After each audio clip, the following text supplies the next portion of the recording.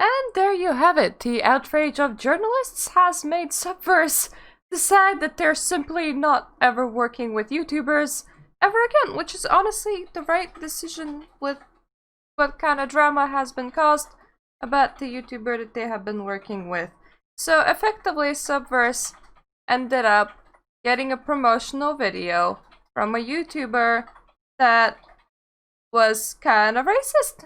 I can't really defend that because yes, he was, but that doesn't mean that he should be completely unable to get work or that the work that is given to him should be hounded and harassed by all the media, which is precisely what happened.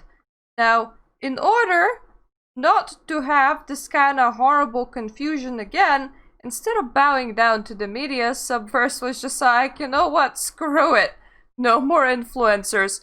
Which is the same thing to do, but also kind of upsetting for all of the other YouTubers that could have benefited from working with Subverse. Honestly though, not that many, because YouTube has very interesting anti-18 plus item policy, so doing Subverse on YouTube you might run into quite a few issues. You might be okay on Pornhub, not so much on Twitch and YouTube, because Twitch and YouTube are a tiny bit prudish.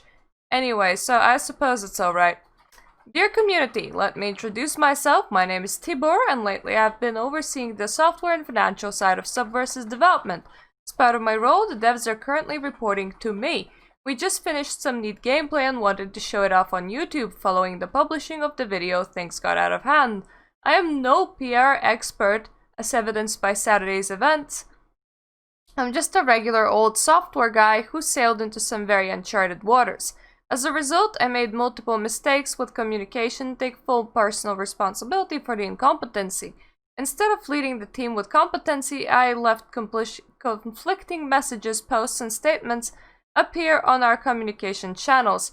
I let the backers down. I let our amazing Discord moderating team down by putting them into an impossible situation, and I let our fans down. This is a game to be enjoyed by everyone, and the last thing I wanted to do was create division within the fanbase. I want to reassure the backers that we did not spend any Kickstarter money on paid advertising on YouTuber influencing. We always put whatever funds we have available into the team and making the game better. Most importantly, I have to stress that the developers did nothing wrong. I can see that they're giving it their 100% every day, which is why it is disappointing that under my watch this mess happened. The studio FOV boys and girls are producing something amazing behind the scenes, and instead of providing them with calm work environment, my actions put them into a very uncomfortable situation. Again, I am very sorry for this. In the future, I will ensure we promote the game by letting the team do what they do best, animate awesome videos and trailers. Yours sincerely, Tibor. Effectively, this is the right decision when media haunts you, but this is the kind of decisions that media push people towards too, where you effectively cut out the YouTuber and cut out the influencer because you perceive influencers and YouTubers to be too dangerous to work with, considering that whichever you work with, you could accidentally become guilt by association, and your whole PR department might be put into a point where you're damned if you do, you're damned if you don't. You condemn the YouTuber's fan base goes after you. You don't condemn the YouTuber, the media goes after you. So you're in a difficult situation. So they did what a sane developer should always do and said no more working with influencers completely.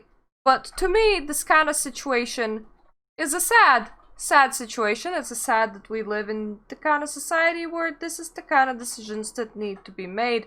Especially considering that it's a completely different group hurting a completely different group. Effectively, it's old media that just hounded new media off the ability to access this kind of content. Now, the developer is not working with old media directly either, but he was working with the new media until the old media attacked them directly, which I do not like. So hey, everybody that wrote an article creating fake drama, congratulations! You just made sure that a whole bunch of YouTubers can't really work with Subverse. Yeah, that's fantastic. Good going, you!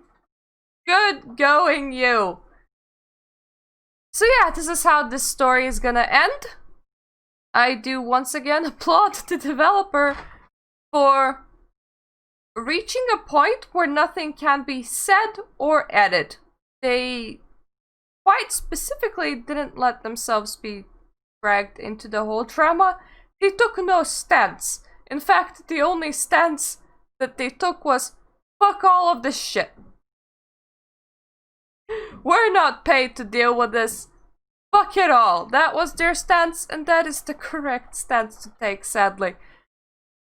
So that has been the gaming news for today. Thank you for watching. This has been Murta. If you like my content, please subscribe, and toodaloo for now.